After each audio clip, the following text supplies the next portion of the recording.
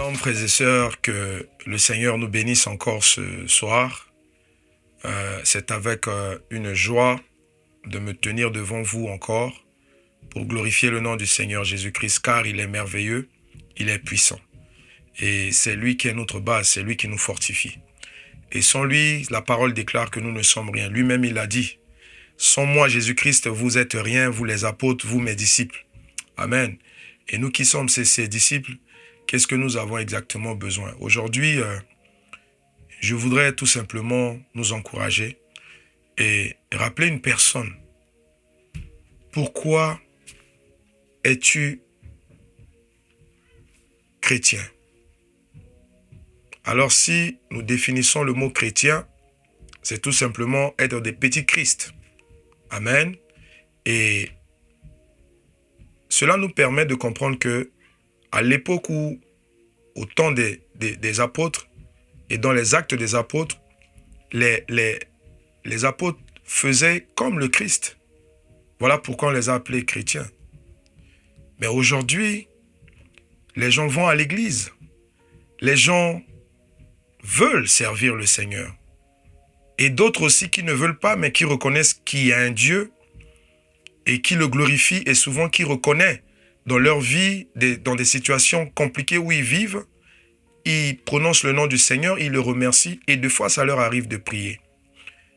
Mais pour toi et moi qui allons à l'église, pour toi et moi qui aspirent à une vie de sincérité, à une vie de vérité, car Jésus-Christ a dit « Je suis le chemin, la vérité et la vie ». Et pour toi qui l'as accepté, baptisé, au nom du Père, du Fils et du Saint-Esprit, et reconnais devant les hommes et devant le monde que Jésus-Christ est ton Seigneur et Sauveur. Mais ma question est celle-ci. Pourquoi es-tu chrétien? Tu t'es posé la bonne question? As-tu posé la bonne question dans ton fort intérieur? Pourquoi suis-je un chrétien? Pourquoi dois-je aller à l'église? Pourquoi je dois prier? Pourquoi je dois me mettre au service du Seigneur? Nous allons voir un passage là où le Seigneur Jésus-Christ a dit un mot. Nous allons aller dans le livre de Luc, chapitre 6, et je vais lire à partir du verset 46 jusqu'au verset 49. La Bible dit ceci. « Pourquoi m'appelez-vous Seigneur? Et ne faites-vous pas ce que je dis? Je vous montrerai à qui est semblable tout homme qui vient à moi, entend mes paroles et les met en pratique. Il est semblable à un homme qui, bâtissant une maison, a creusé profondément et a posé le fondement sur le roc. Une inondation est venue et le torrent s'est jeté contre cette maison sans pouvoir l'ébranler, parce qu'elle était bien bâtie. Mais celui qui entend et ne met pas en pratique est semblable à un homme qui a bâti une maison sur la terre, sans fondement. Le torrent s'est jeté contre elle, aussi elle est tombée et la ruine de cette maison a été grande. » Alors, nous voyons ici le Seigneur Jésus-Christ a projeté l'image d'une maison. Et quand nous voyons une maison, sur quoi une maison est-elle basée? Sur quoi une maison est-elle construite?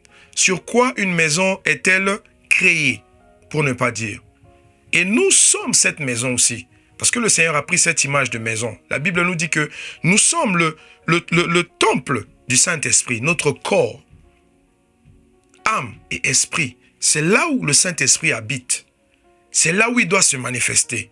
C'est là où Dieu a décidé que sa puissance puisse se manifester. Alors, frères et sœurs, si nous examinons aujourd'hui nos vies et nos conduites et nos façons de faire, nous avons besoin d'une base solide, frères et sœurs. C'est bien de glorifier le nom du Seigneur. C'est bien de servir le Seigneur. C'est bien d'élever le nom du Seigneur. C'est bien d'aller dans des réunions de prière, d'aller à l'église tous les dimanches. Qu'est-ce que tu entends de la part de Dieu? Quel est le message que tu reçois? Car le Seigneur Jésus-Christ a dit ici, « Pourquoi m'appelez-vous Seigneur et ne faites-vous pas ce que je dis? Pourquoi appelles-tu Jésus-Christ Seigneur? S'il est ton Seigneur réellement, pourquoi l'appelles-tu Papa? Pourquoi l'appelles-tu Yahvé? Pourquoi l'appelles-tu Jéhovah Jireh? Pourquoi l'appelles-tu Jéhovah Rapha? Pourquoi l'appelles-tu Jéhovah Sabaoth? Pourquoi l'appelles-tu avec tous ces noms qui viennent pour faire quelque chose dans ta vie et que toi en retour, tu n'es pas obéissant et captif à l'autorité de son esprit et à sa voix? Pourquoi tu ne l'es pas?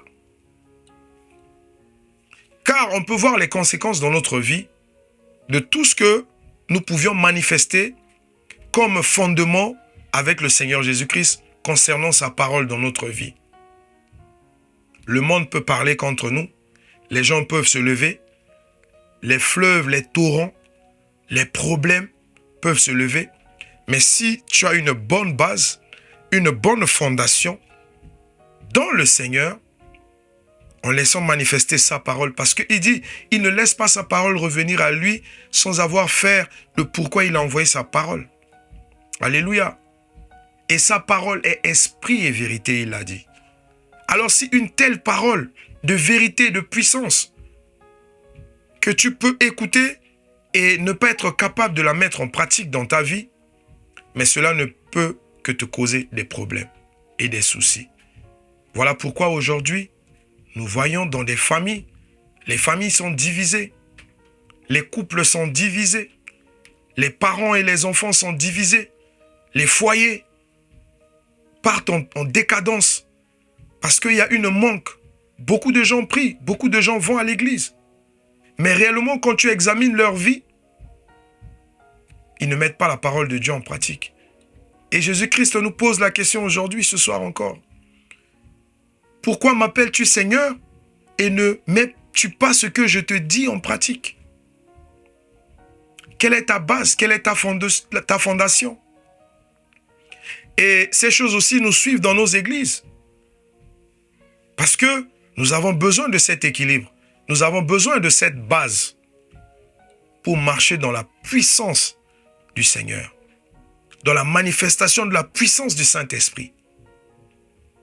Le Saint-Esprit a besoin des gens, des personnes qui sont à l'écoute de sa voix et de la parole du Seigneur pour pouvoir manifester la puissance. À l'époque où nous avons vu quand les apôtres ont écouté les instructions que le Seigneur leur avait dit d'aller attendre dans la chambre haute, et quand ils sont partis, attendus, mais nous avons vu comment la Bible nous décrit la manifestation de la puissance du Seigneur dans leur vie et les impacts que ça a fait tout autour d'eux. Aujourd'hui, peuple de Dieu, nous voudrons compliquer le service avec le Seigneur pour impressionner les gens, pour faire des grands discours, pour illustrer des grands événements dans la Bible et le référer à notre vie. C'est bien. Mais quelles sont les bases sur lesquelles nous nous sommes construites? Et beaucoup de serviteurs de Dieu, je le dis parce que c'est des choses qui se manifestent en notre époque en ce moment, beaucoup de serviteurs de Dieu, vu leur comportement, vu leur façon de faire, ça ne correspond pas à ce que eux ils prêchent à l'église, au peuple de Dieu. Ça ne correspond pas du tout. Et c'est une honte. Nous oublions que quand nous allons sur les réseaux sociaux, quand nous faisons des choses pour que le monde puisse nous voir, oui, certes c'est pour la gloire de Dieu, mais d'une part n'oublie pas que le monde t'observe. Le peuple de Dieu t'observe. Les gens t'observent. L'environnement, ton milieu t'observe. Ta famille t'observe. Ta femme t'observe. Tes enfants t'observent. Quel est l'exemple que tu donnes? Quel est le modèle que tu es? Es-tu le modèle de Jésus-Christ? Tu es sur quelle base? Et voilà ce qui fait qu'il y a beaucoup de discordance entre nos comportements et les paroles qui sortent dans nos bouches. Et qui fait qu'aujourd'hui, l'Église est divisée. Qui fait qu'aujourd'hui, dans des églises, il y a des problèmes. Et surtout, nous le voyons beaucoup plus chez nous, les frères africains. Entre nous, les Africains. Je ne dis pas que chez les autres, les Blancs, les Caucasiens, il n'y a pas de problème. Il y a des problèmes, il y a des soucis. Mais ils savent s'organiser. Ils savent se comporter. Ils savent se référer à la parole de Dieu et marcher selon la parole de Dieu. On peut le voir dans leur organisation, dans leur façon de faire. Et ce soir, je voudrais encore nous encourager à être des modèles en Jésus-Christ, d'être bâtis, avoir posé nos fondements sur du roc qui est Jésus-Christ. Le roc, Jésus-Christ. La solidité qui est Jésus-Christ. Le bon exemple. Le chemin, la vérité et la vie. Et à partir de cela, quand un problème, un souci, quelque chose va arriver, oui, je ne dis pas à toi de le faire de tes propres forces, mais c'est Jésus-Christ qui le fera par son Saint-Esprit. Laisse-toi conduire, laisse-toi guider, sois obéissant à la voix du Seigneur. Que notre Seigneur Jésus-Christ nous bénisse sur cette parole. Soyez bénis au nom puissant de Jésus-Christ. Amen.